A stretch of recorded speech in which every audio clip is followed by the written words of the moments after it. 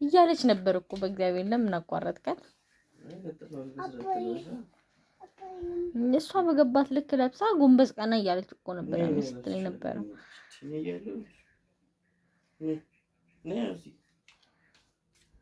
ለምን ሲባል እንዲደረግና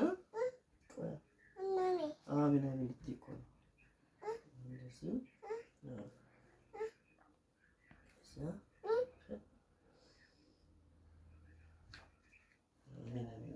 እሺ አሁን ቀጥይ አሜን አሜን እሺ